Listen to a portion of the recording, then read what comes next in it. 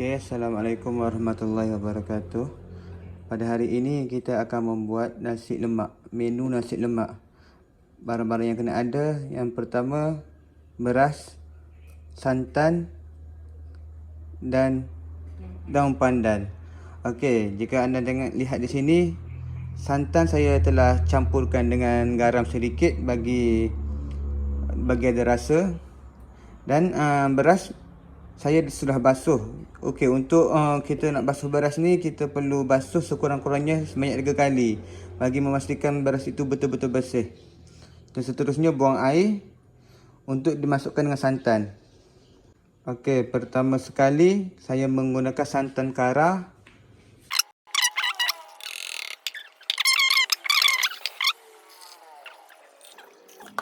Dan sekali kita akan masukkan daun pandan untuk rasa.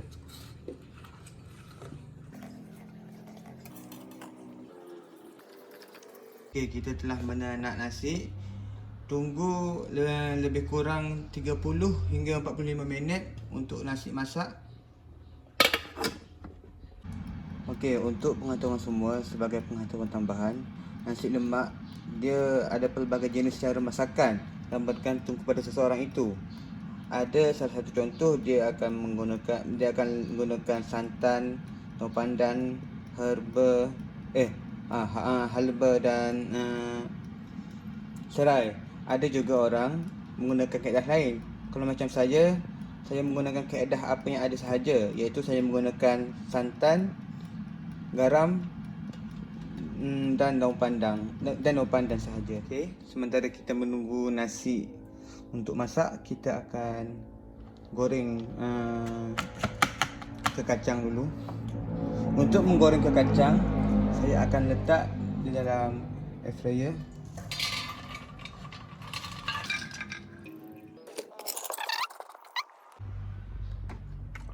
Okey, setelah kacang tu diletak dalam air fryer, pastikan dia betul-betul masuk dalam air fryer. Okey, kita set masa 15 minit dan api sebanyak 160. Okey, kita tunggu. Okey, seterusnya kita akan membuat sambal nasi lemak. Terlebih dahulu kita akan tumis bawang putih yang telah dikupas, dibuang kulit. Kita akan tumis dulu.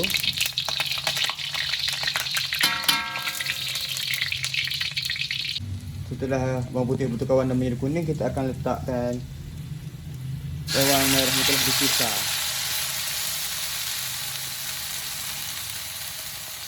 Kita letak ke semuanya.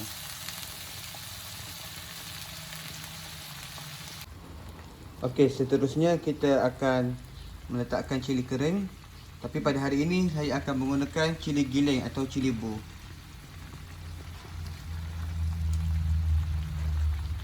Okey, masukkan. Okey, inilah hasil daripada kita campur dengan cili bu tadi.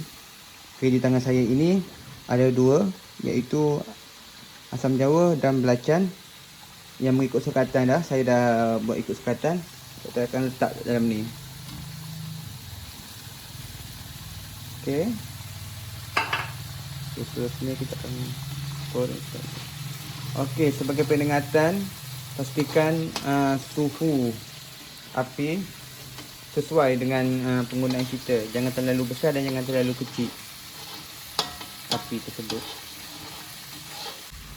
Okey, kita juga akan meletakkan daun pandan supaya aroma dia keluar.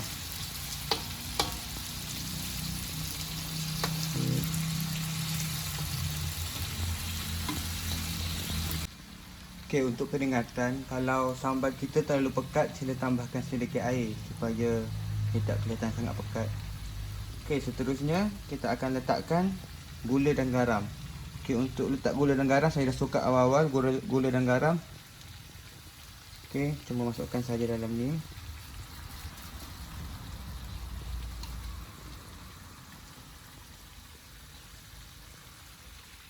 Okey, basuh sikit. Okey.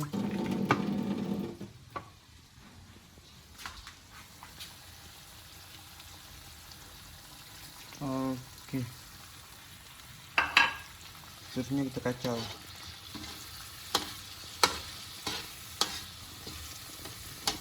Okey, seterusnya kita akan letak ikan bilis. Ikan bilis saya memilih untuk menggunakan dalam kuantiti yang sikit sahaja, sebab yang selebihnya saya akan goreng untuk dapatkan rasa yang rangup. Okey, seterusnya kita akan menggoreng ikan bilis.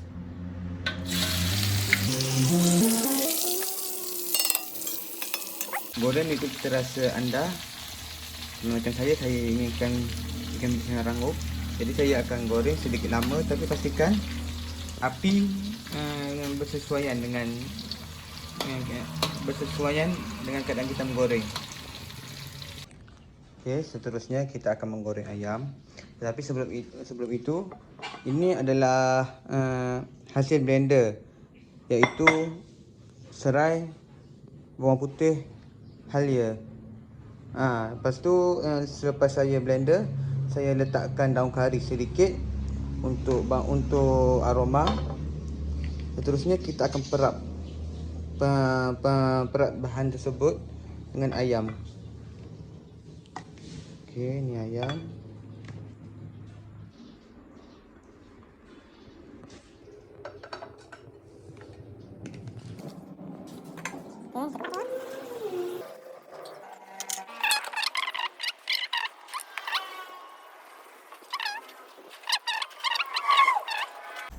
Okey, ini merupakan ayam goreng dan ini pula merupakan nasi lemak yang telah kita hasilkan. Okey, seterusnya kita akan membuat telur rebus. Terdapat 3 jenis telur rebus yang kita akan buat. Yang pertama iaitu soft boil, medium boil dan hard boil. Okey, untuk soft boil kita akan mengambil masa 3 hingga 4 minit. Untuk medium boil kita ambil 5 hingga 7 minit, dan untuk hard boil kita ambil 10 hingga 15 minit. Okey, jom kita saksikan. Okey, kita dapat tengok air sudah mendidih. Dan kita letak telur. Okey, jangan tutup periuk tersebut untuk membebaskan asap. Okey, tunggu sehingga telur masak. Tunggu selama beberapa minit mengikut jenis telur yang kita ingin sediakan. Okey, jika anda perhatikan terdapat 3 jenis telur di sini, iaitu telur hard boil, soft boil dan medium boil. Okey, saya telah campur ke semua ketiga-tiga telur tersebut dalam satu pinggan untuk dijamah. Okey, sekian sahaja. Bye. Hai. Okey, sekarang kita akan membuat omelet, iaitu telur goreng. Dia lebih kurang telur goreng lah. First thing first, saya akan memperkenalkan bahan-bahan yang diperlukan terlebih dahulu. Antaranya cheddar cheese, buttercup, dan bahan-bahan yang telah saya potong dadu, iaitu bawang, sausage, capsicum dan mushroom. Dan bahan paling utama kita adalah telur. Okey, telur ni saya menggunakan 2 biji telur yang saya telah letak garam dan pepper, dan saya telah campurkan sedikit susu full cream untuk supaya ia menjadi lebih pekat sedikit.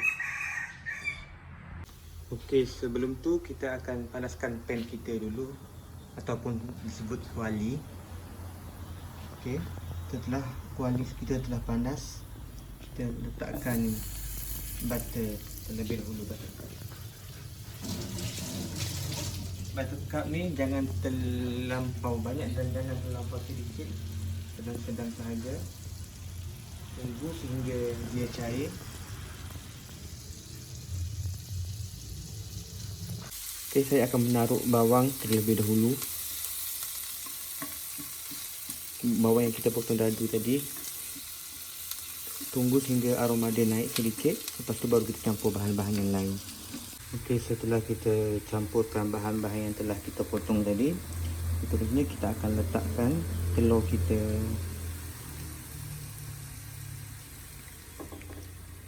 Okey, pastikan letak merata, okey, jangan satu tempat saja.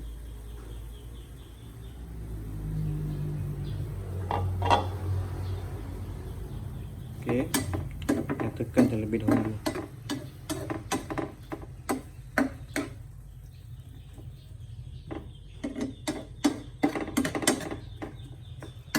Api jangan terlalu kecil dan jangan terlalu besar, sedang-sedang saja.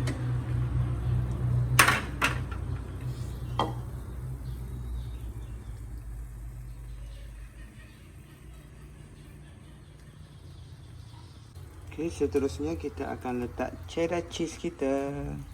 Okey, kita letak terlebih dahulu.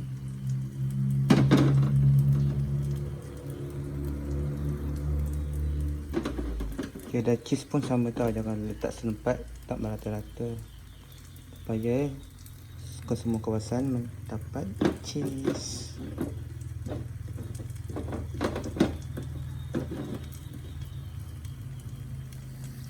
Okey, sebelum kita, ni perkara yang paling penting, sebelum kita memulakan memasak, pastikan tangan kita dalam keadaan yang bersih, okey, terhindar dari kuman, free kuman. Okey guys, omelet kita sudah siap. Okey, untuk roti sepatutnya saya guna bake French loaf, tapi disebabkan tiada, saya telah menggantikan dengan roti biasa yang telah saya grill. Okey, dan ini merupakan cheddar cheese, saya tambah cheddar cheese sedikit, dan saya telah add on tomato dan capsicum yang telah di grill, dan saya menggunakan sos Thousand Island. Okey, untuk kita punya omelet saya tak bungkus sebab pan saya tu terlalu kecil dan tak boleh, dan dia agak tebal dan agak rumit untuk saya bungkus, tapi saya buat dalam bentuk macam ni. Okey, nice juga. Okey, sekian saja video dari saya untuk omelet. Okey, sekarang kita akan buat scrambled egg ataupun telur hancur. Yang selalunya kalau kita tengok ada buat masa breakfast. Okey, first thing first, kita ambil satu biji telur. Lepas tu, sebelum kita kacau telur, kita letakkan lada hitam sedikit saja sebagai perasa. Okey, sedikit lada hitam, sedikit garam, jangan terlalu banyak takut masin. Okey, sedikit garam dan sedikit susu full cream untuk supaya warna dia lagi cantik. Sedikit saja, hanya dalam sekitar 2 sudu.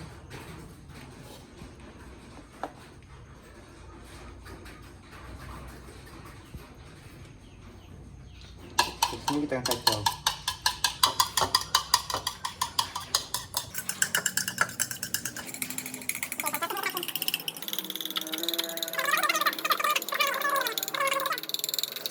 Sudah sebati.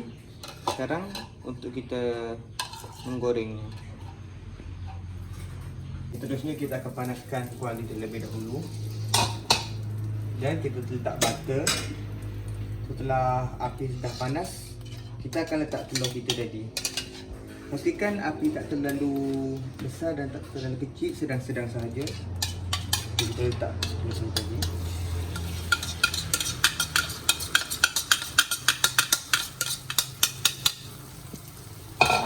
Seterusnya saya akan letak daun bawang. Okay, kita taburlah daun bawang dalam ni. Seterusnya kita kacau.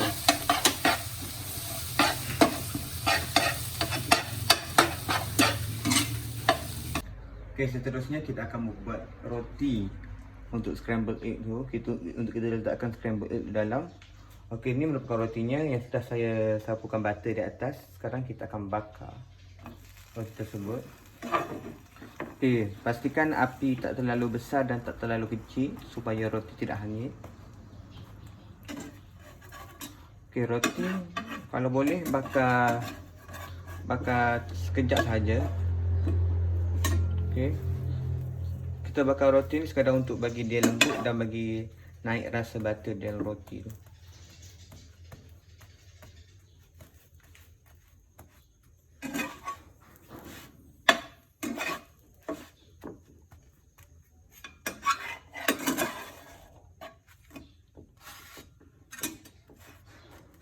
Okey, roti sudah siap. Okey, ini merupakan hasil untuk scramble egg kita tadi. Okey, roti, telur dan daun bawang, tomato, dan ni sausage ayam yang menggantikan chicken slice. Okey, ni macam ni merupakan Thousand Island, sos Thousand Island. Okey, selamat mencuba.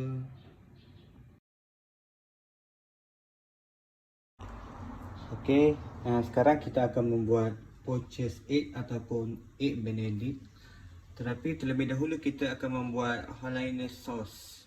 Okey, bahan-bahan untuk membuat Hollandaise sauce adalah seperti egg yolk, iaitu telur kuning. Macam ni saya dah asingkan telur kuning dan telur putih. Kalau macam ni, saya telah masukkan bahan-bahan, antaranya salt, pepper. Lepas tu, ini merupakan butter yang kita akan letak kejap lagi. Okey, Hollandaise sauce kita sudah siap. Okey, seterusnya kita akan letakkan lemon supaya ada rasa masam-masam sikit. Okey, dah sampai habis saya lemon. Untuk lemon ni bergantung kepada kepenggunaan seorang tu. Kalau dia nak rasa masam kuat, dia letak banyak lemon. Macam saya, satu slice lemon sudah cukup. Okey, it's done.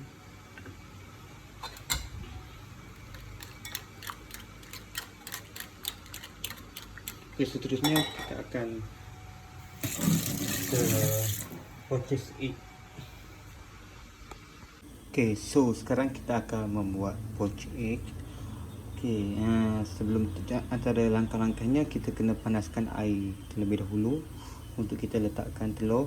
Apabila air sudah mendidih atau menggelegak, kacau ia terlebih dahulu. Kacau satu hala sahaja. Okey, kacau. Ambil telur, letak dekat-dekat. Okey, tuang. Alright. Okey, biarkan ia terlebih dahulu.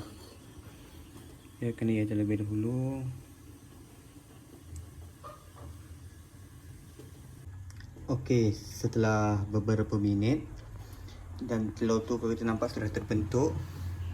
Okey, seterusnya kita akan mengangkat telur dan akan akan toast di atas permukaan tisu ataupun kain. Tapi pada hari ini saya akan menggunakan tisu. Okey, untuk kita toast, untuk tersejat air dengan telur tersebut. Okey, ini merupakan part terakhir, iaitu kita akan menghias roti kita tadi dan menjadi poached egg. Okey, terlebih dahulu saya menggunakan frankfurter. Okey, saya gunakan roti frankfurter sebab saya tak ada roti bun. Saya guna roti ni. Okey, saya akan menghias roti tersebut terlebih dahulu. Okey, saya akan meletakkan kubis. Anda boleh letak macam-macam jenis sayur lagi, macam contohnya macam salad, tomato. Macam saya letakkan ni je. Okey. Okey, seterusnya kita akan meletakkan telur.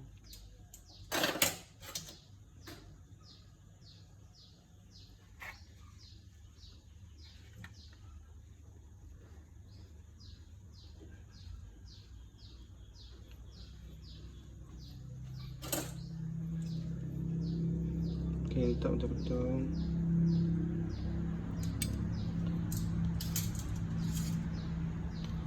Okey, ada sesetengah orang dia akan campurkan terus Hollandaise sauce dengan roti ni.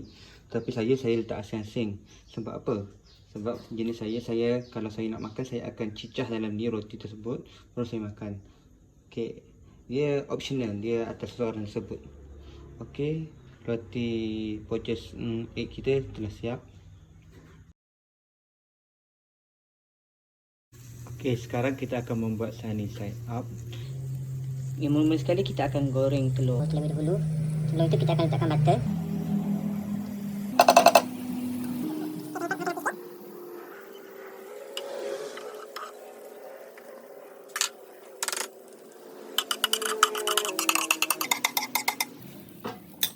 Okey, seterusnya kita akan letakkan telur yang telah kita pecahkan tadi. Okey, letakkan berhati-hati supaya kuning dia tidak pecah.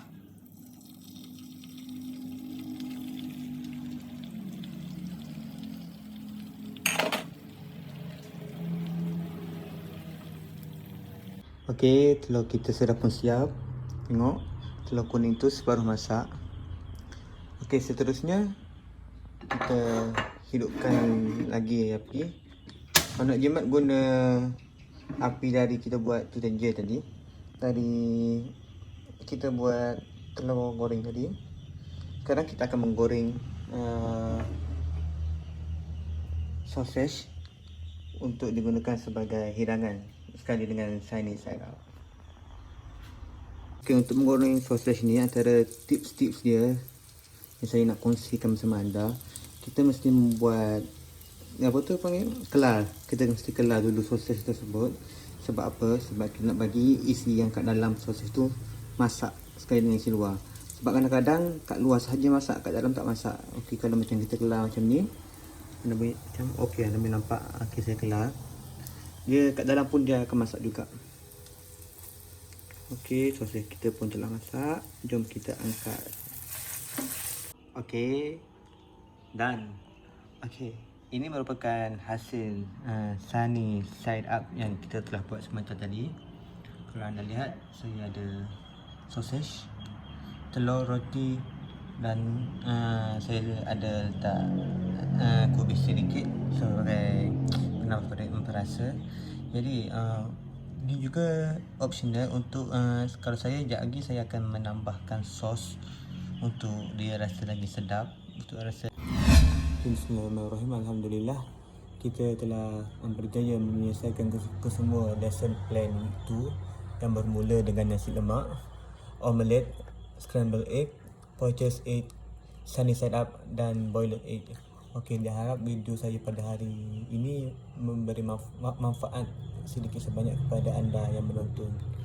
Sekian sahaja daripada saya. Terima kasih.